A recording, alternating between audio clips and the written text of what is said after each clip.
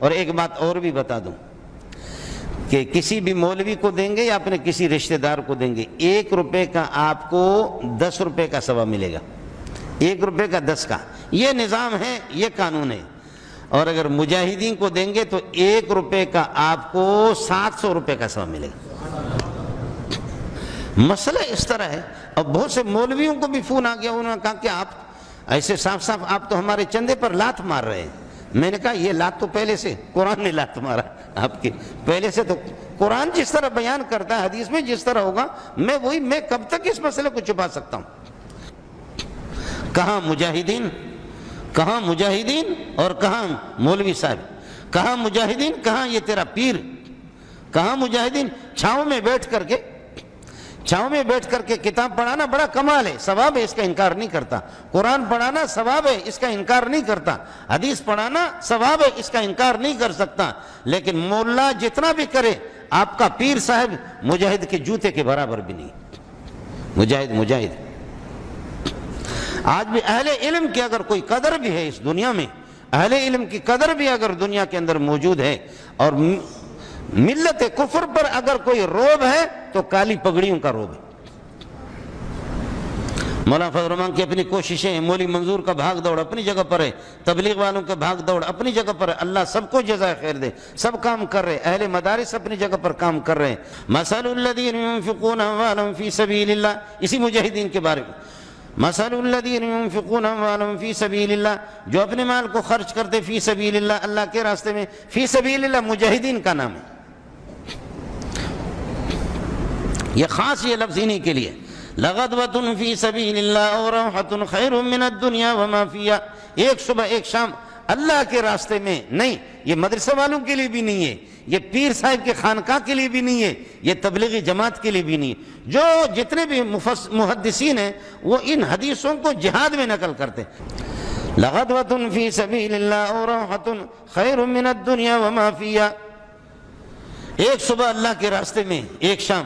حضرت عبداللہ ابن مبارک امام بخاری کے بھی استاد ہیں، امام ابو حنیفہ کے شاگرد ہیں، حضرت فضیل ابن عیاض رحمۃ اللہ علیہ نے اس کو خط لکھا، یار ادھر جہاد میں تم کیا کرتے ہو، پہاڑوں میں جہاد لڑتے ہو، ادھر آؤ، مسجد نبوی میں ایک نماز کے 50,000 نمازوں کا ثواب ملتا ہے، مسجد حرام میں بیت اللہ میں ایک نماز کے 1,00,000 نمازوں کا ثواب ملتا ہے۔ ارے بابا پہاڑوں میں کیا کرتے ہو؟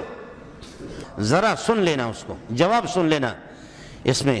اللہ پر حضرت عبداللہ ابن مبارک تھے، قربان جاؤں اس پہ، فرمایا یا عابد الحرمین لو ابصرتنا، یا عابد الحرمین لو ابصرتنا لعلمت انک فی العبادت تلعب، اے مسجد نبوی میں، مسجد حرام میں، بیت اللہ میں بیٹھ کر کے عبادت کرنے والے، مبارک ہو تمہیں تمہاری عبادت، لیکن تم ہماری نماز، ہماری عبادت اور ہماری نماز کو دیکھو، تو چھاؤں میں کھڑے ہو کر کے نماز پڑھتا مسجد حرام میں، اور ادھر تلواریں پہاڑوں میں چلتی، ہم تلواروں کے سائے کے نیچے نماز پڑھتے۔ فرمایا اللہ کی قسم ہماری نماز کو دیکھو تو تمہیں سمجھ میں آئے گا کہ تم خدا کے ساتھ مذاق کرتے ہو، نماز کے ساتھ مذاق کرتے ہو، تمہاری نماز نہیں ہے، نماز تو اصل مجاہدین کی نماز ہے۔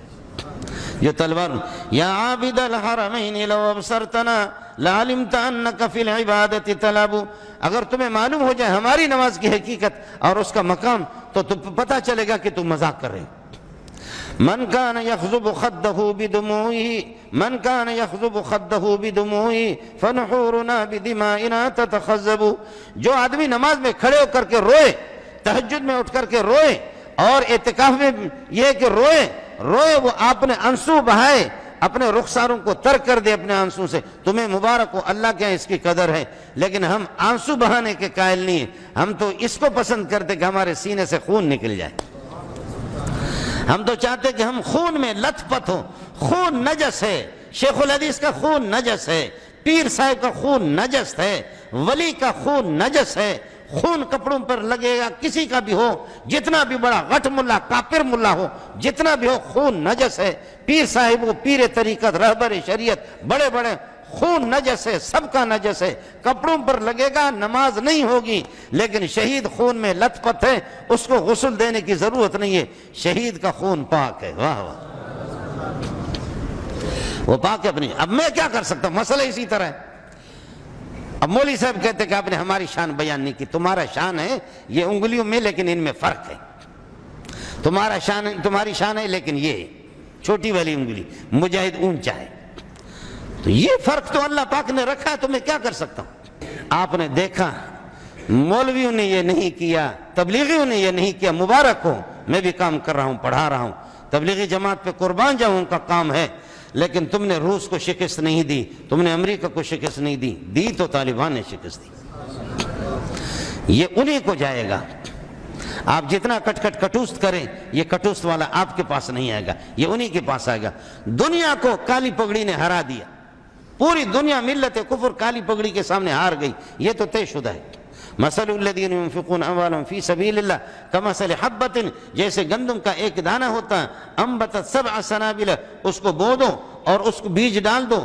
انبتت سبع سنابل، ایک گندم کے دانے سے 7 خوشے نکلتے ہیں. اور فرماتے ہیں کہ ہر خوشے کے اندر انبتت سبع سنابل فی کل سنبلۃ 100 حبہ، ہر خوشے کے اندر، ہر خوشے میں 7 یہ کہ 100 دانے ہیں، تو 7 خوشوں میں 700. فرمایا 1 روپے میں تمہیں 700 کا ثواب ملے گا. یہ مجاہدین کے بارے میں. واللہ یضاعف لمن یشاء، اللہ اس سے زیادہ دگنا سے گنا 4 گنا کر دے. واللہ واسع، اللہ کے ہم گنجائش ہے. علیم، اللہ جانتا ہے خود. اس کو بتانے کی ضرورت نہیں ہے کہ کون اخلاص کے ساتھ جہاد بھی کر رہا ہے، کون نیک نیتی کے ساتھ جہاد کر رہا ہے، کون نیک نیتی کے ساتھ اپنے مال کو خرچ کر رہا ہے.